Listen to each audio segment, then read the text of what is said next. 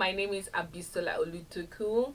Welcome to another episode of the Hatching Pod, Season 2.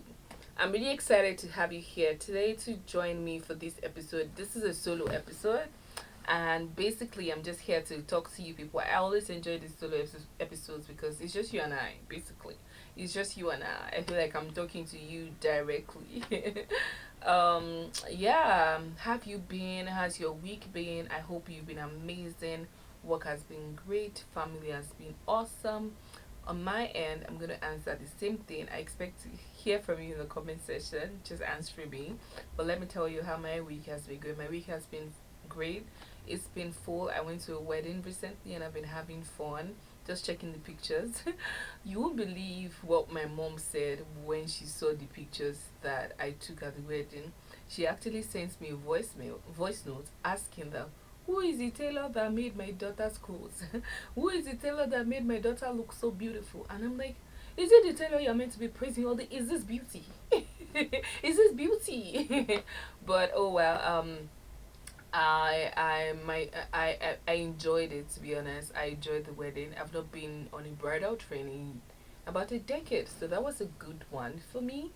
Yeah, on to why we are gathered here today. Yeah, thank you so much for all the love on all of the episodes so far for the Hatching Pod season 2. Now, today, one thing I'm gonna be talking about, or something I'm gonna be talking about, is what people say I do so well. So I'm like, okay, so if a number of people have said that I am this thing, and I've actually noticed that I am that thing, let me share the tips I've been able to use to be that thing. And let's not prolong this. I'm sure you've seen the topic. One of the things that my friends have spoken about is the fact that they believe that I am a doer. So this topic today is about how to be a doer if you want. That basically you can also say how to take action. So one of the things they've really spoken about is the fact that they believe that I am a doer. And in saying that, they are basically trying to tell me that, oh, whenever I set my heart to do something and I basically mention it to them, before they know it, I have done that thing. When I say I want to do something, I won't stop until I get it done. And for them, they feel like it's an amazing strength that I possess and they like. So, and I've also noticed that about myself also. So it's not just about them telling me, it's the fact that I have seen myself actually churn out new things um, month after month, year after year, things that people, I notice that people actually find it hard to do. I do them. And for me, because I'm a creative person, basically, I do and I have the next idea and I just move and do and just move and do. But these days, one of the things I'm learning to do is to take account for the things I'm actually doing. So it's not just enough to do for me anymore. I'm also basically trying to build on those things that I do and just do bits and pieces here and there. Because, like I said in my other episode, I'm 30 now. So I am what? I am learning to build. And in terms of being a doer, one of the examples I've heard many people refer to about me is the fact that, oh, I said, for example, I wanted to write a book. I wrote it. First book, second book, third book. I'll just be talking to them. Oh, I think I want to write a book about fruitfulness. I feel a nudge in my spirit to write something about this. And before they know it, I've already put flyer online. I'm already doing it.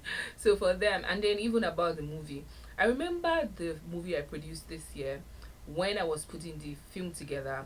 I had the script. I think I had the script like January, and I didn't get to shoot until I think October. And basically, I was weighing funds, considering production cost and all of that. And for a while, it looks like if you're around me when I want to do something, it looks like I'm talking about it. You're like, let this thing go. You can already see it's not possible. But for me, as I keep talking about it, I'm gonna crack it. I'm gonna crack it. I'm gonna do it because even though the production cost was not there at that time, I began to see other ways to do it because I kept talking about it. I won't just throw it in the bin. And that's the thing about me. I feel like if I have sensed that it's the time for something, we keep knocking. We keep knocking until that door opens because we have to get it done. And I don't believe that an idea or something comes to me and it's not, except I've sensed that it's not the season for it. But if I know that this is something that should go up now, this is a need, this is something that can answer questions now, I'm gonna go ahead and do it. Now, very quickly, I just thought about some things that would be helpful to you if you feel like you want to be a doer but you are not able to do it. You feel like, oh, you keep writing things down or you keep dreaming about things but you're not just able to get it done.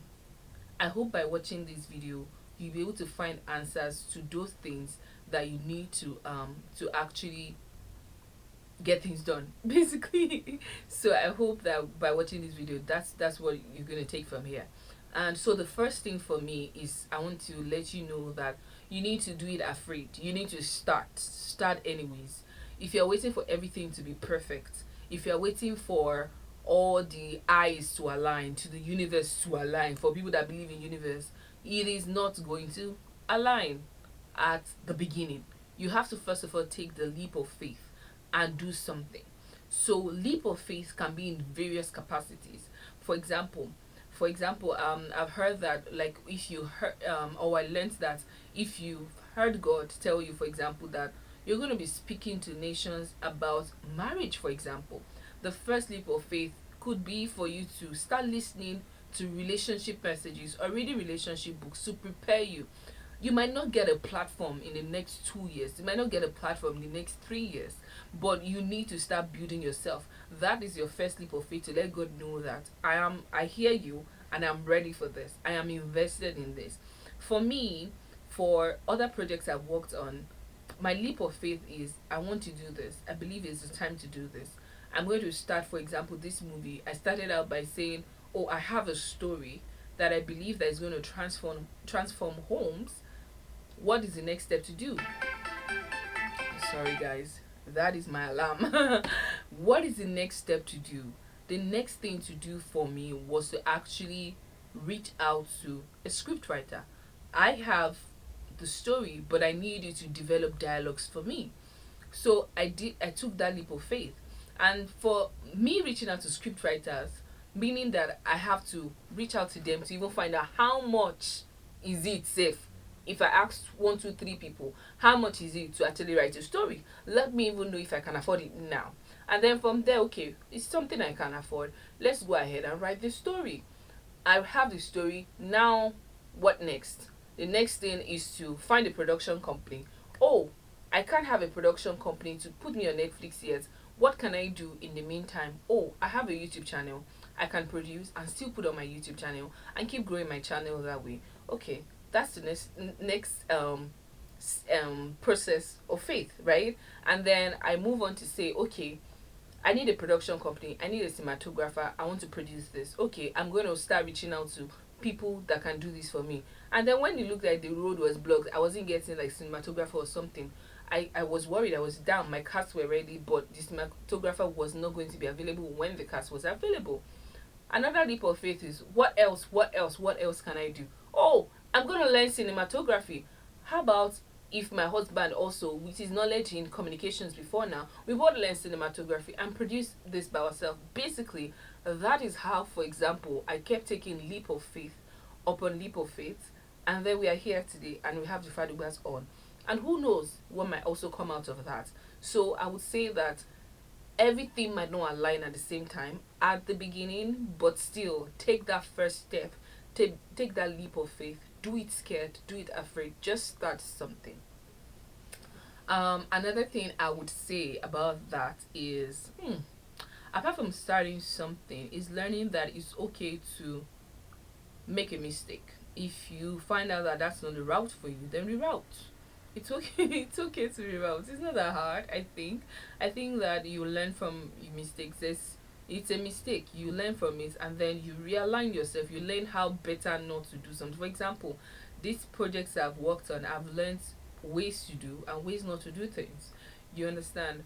And another way to be a doer is break down that big goal, that big vision, into something like measurable, tiny goals, right?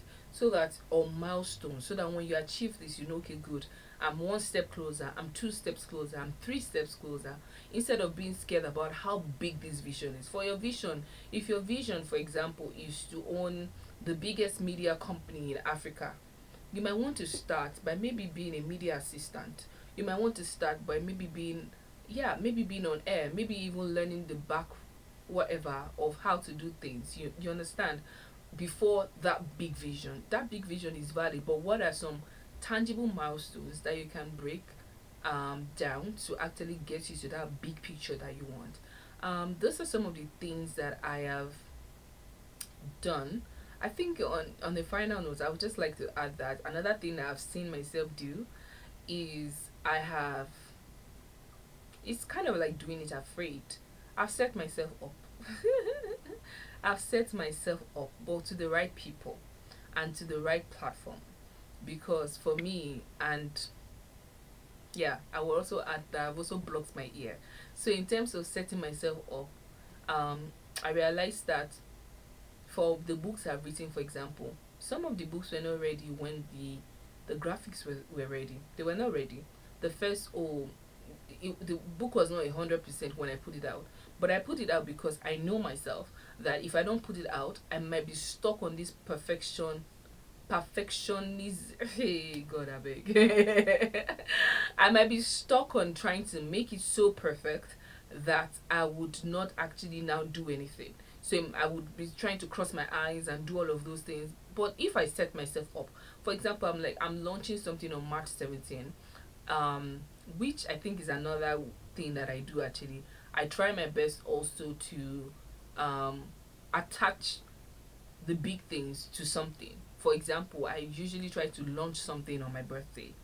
I know it's like a milestone thing for me. So my birthday this year, what am I doing? Oh, I'm giving to people. I'm giving this amount of people. I'm raising funds for this. Oh, I'm releasing this book. Oh, I'm putting my movie out there. Oh, I'm putting a short film out there. There is something I usually try to tie it to something. Or, oh, 3 days to Christmas, I want to release something and then push it into Christmas. So I usually look for like timelines that work. This year, for example, I organized something called Mother. I organized something for moms restore, and I think I talk so fast, but yeah. Moms rest and restore day. I tied it, for example, to Mother's Day. And shout out to my planner that helped with that. She actually came through with the whole planning and everything alongside me, and we put something together tying to Mother's Day, a major event that I would want to post about anyways, but now making it more meaningful and more impactful. Yeah, I feel like those I feel like I've touched bits and pieces of it, but basically that's what I try to do. I try to set myself up. I try to, yeah, talk to the right people about it, people that can also be of help. Yeah, I think if you do these things, if you want to be a doer, these are helpful tools that have worked for me, and I believe that they would work for you. um yeah, if you have any other suggestions, any other things, that you want to share about being a doer, you can let me know. Please put them in the comment section. In fact, you can even write to me. You can write to me and my team, thehatchinglady@gmail.com. We'll be happy to hear from you. Or you can put it in the comment section. If you're a doer, what are some things that has helped you? And if you are not, I hope this helps you. And if you've learned something, one or two things, please feel free to leave a comment for me. I will be really excited, really, really excited to see them, to hear them. Yeah, on that note, thank you so much for watching today's episode. I really, really appreciate your time. Don't forget to subscribe. Don't forget to share. Don't forget to like. Don't forget to ensure that you share with your whole community, with your whole tribe, because I want us to all be doers and to push forward on those big visions, big dreams that we have. Thank you. Till next time, this is the Hatching Pod, and I remain Abisola Olutukun, aka the Hatching Lady.